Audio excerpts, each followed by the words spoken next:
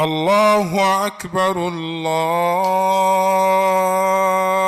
أكبر الله أكبر الله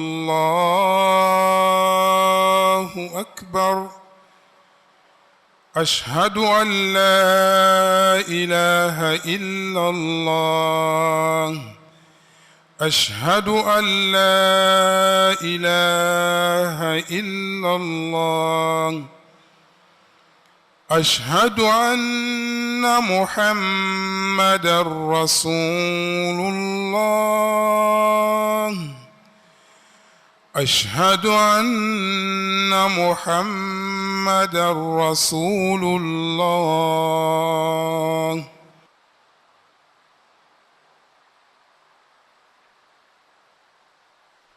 الحمد لله على إحسانه والشكر له على توفيقه وامتنانه أشهد أن لا إله إلا الله وحده لا شريك له تعظيما لشأنه وأشهد أن محمدا عبده ورسوله الداعي إلى رضوانه. Certes, la louange appartient à Allah, nous le louons, nous sollicitons son assistance et son pardon, tout comme nous lui demandons protection contre les maux venant de nous-mêmes, ainsi que du mal de nos propres actions.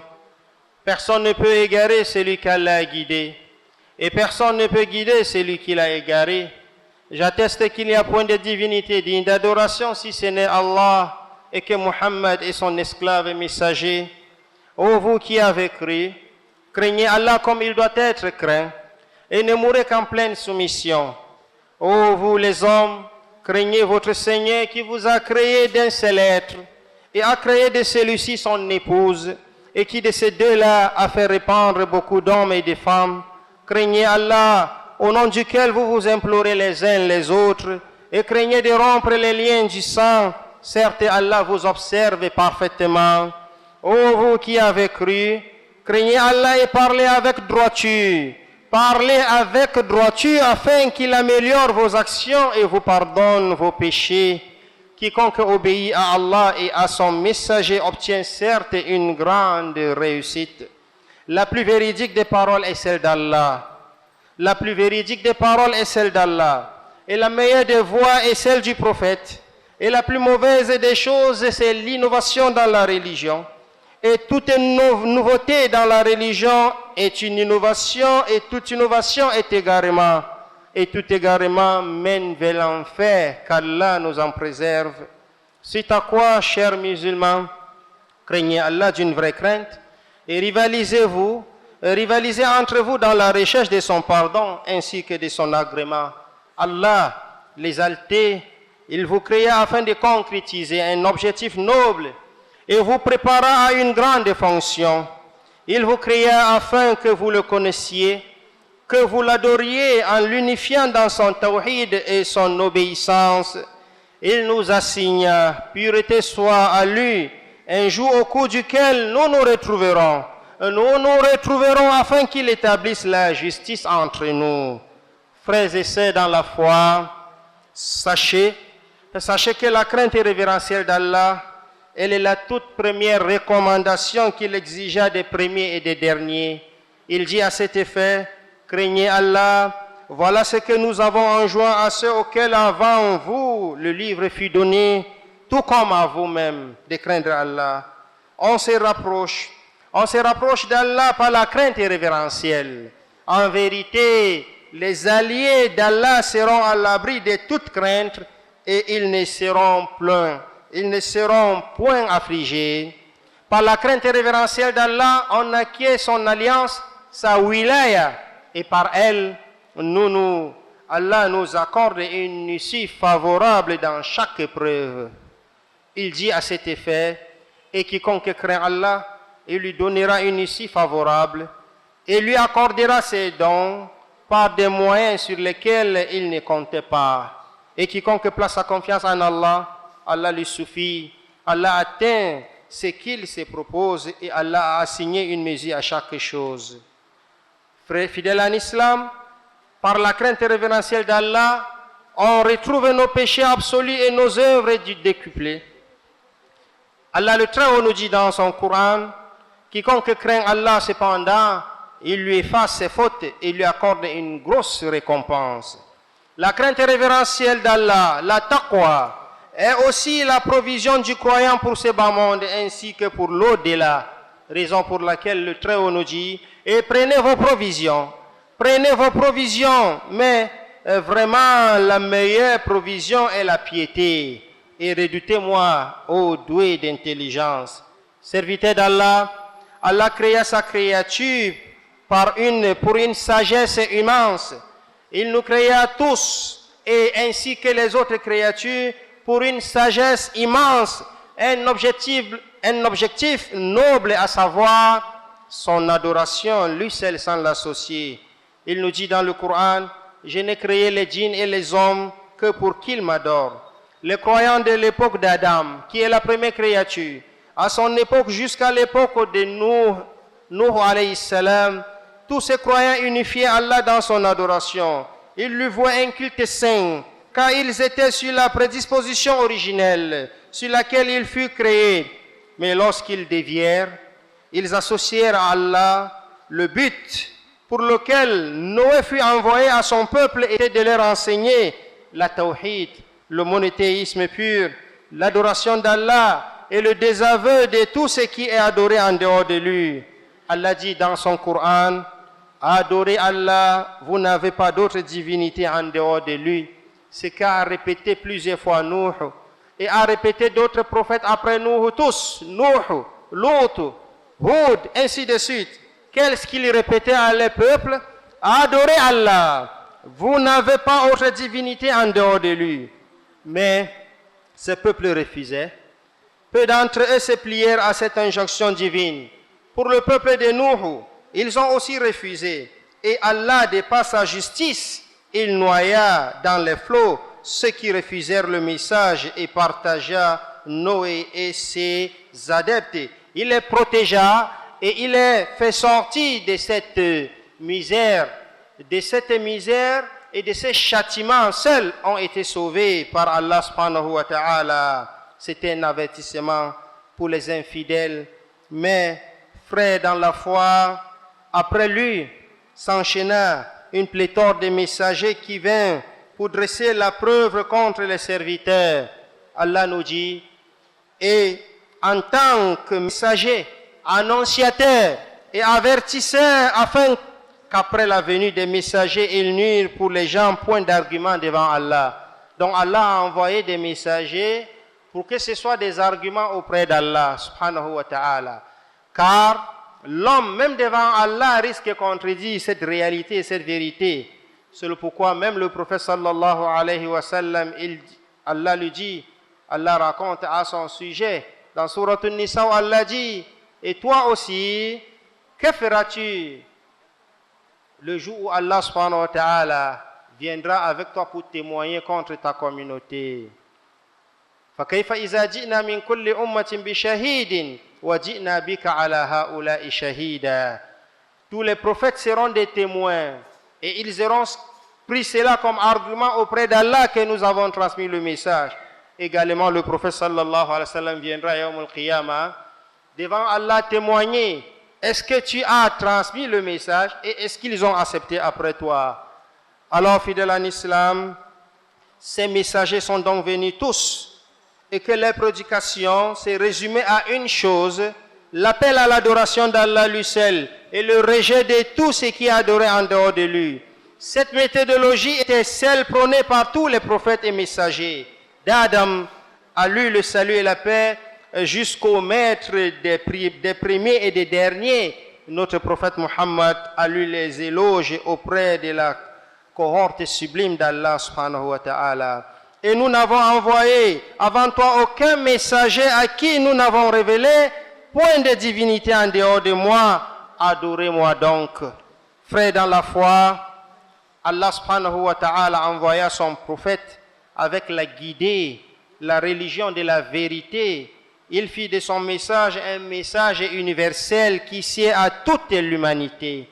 Il nous enjoint de lui obéir, de suivre sa législation, tout en se pliant à ses ordonnances, telle une miséricorde. Le prophète Muhammad fut suscité dans un moment où il y avait la prééminence de l'ignorance. L'ignorance régnait. De l'adoration des stèles, l'adoration du Messie, l'adoration des anges, l'adoration du soleil et de la lune, l'adoration des arbres, des pierres. Il vint alors avec la voix originelle, cette voix qu'on appelait la Hanifiya, la voix d'Abraham. Les gens à cette période, ils étaient dans une impasse indescriptible. Le prophète sallallahu alayhi wa sallam, il vint alors et s'évertua à appeler à l'unicité d'Allah, au monothéisme pur, à la pureté du culte et au désaveu de tout polythéisme. Alors, chers musulmans, sachez que la révélation vint au prophète sallallahu alayhi wa sallam alors qu'il s'exerçait à l'adoration dans la grotte de Hira, au summum du mont An-Nour à la Mecque. Le tout premier verset qui lui fait révéler était le verset Iqra. Lis au nom de ton Seigneur, lis celui-là qui créa l'homme d'une adhérence. Lis ton Seigneur est le très noble qui a enseigné à l'homme par la plume, il a enseigné à l'homme ce qu'il ne savait pas. Après une courte interruption de la révélation, Allah revient encore en envoyant son ange vers le prophète Muhammad sallallahu alayhi wa sallam, cette fois-ci avec un autre verset où Allah dit: ô toi Muhammad, ô toi le revêtu d'un manteau, lève-toi et avertis. Ce n'est pas le temps du sommeil, ce n'est pas le temps de dormir, c'est un devoir, c'est une mission à accomplir. Lève-toi et avertis, et de ton Seigneur célèbre la grandeur, et tes vêtements purifie-les, ainsi de suite. Alors le prophète sallallahu alayhi wa sallam, il s'avertua alors à appliquer le devoir de son Seigneur. La toute première personne qui accepta son message en dehors de sa famille fut Abu Bakr. D'ailleurs, il a nommé ce dernier As-Siddiq. Ce dernier était l'un de ses fidèles, l'un de ses amis avant même la révélation. Lorsqu'il lui parla de cette chose immense qu'il a vue, c'est ce qui s'est passé avec lui, avec l'ange dans la grotte, alors celui-là, il se précipita à l'accepter et s'exerça. Du coup, devenu le premier jour que Abu Bakr Siddiq accepte la religion, c'est le même jour et à l'instant, il devient aussi prédicateur da'i. Ici de lui, beaucoup de grands compagnons du prophète Muhammad sallallahu alayhi wa sallam ont connu la religion et ont embrassé la religion à cause de lui, par son appel. À l'instar de Ousmane ibn Affan, Zubayr ibn al-Awwam, Abdurrahman bin Auf, Saad ibn Abi Waqqas, Talha ibn Ubaydillah, les 6 parmi les 10 qu'Allah a confirmé les paradis depuis qu'ils vivaient, les 10. À l'exception d'Abu Bakr, parmi les 10, 6, c'est Abu Bakr Siddiq qui les a appelés dans l'islam, après son islamisation. Donc, c'est la place d'Abu Bakr Siddiq à reconnaître. Celui-là que le prophète sallallahu alayhi wa sallam a dit: laissez-moi avec mon compagnon. Il était avec moi quand vous tous m'avez délaissé. Il a mis ses moyens pour la religion d'Allah pour me soutenir pendant que chacun de vous était de son côté. Laissez-moi avec mon compagnon. Depuis ce temps-là, Omar bin al-Khattab a dit: je ne ferai jamais un problème avec Abu Bakr Siddiq radiyallahu anhu wa anil jami'.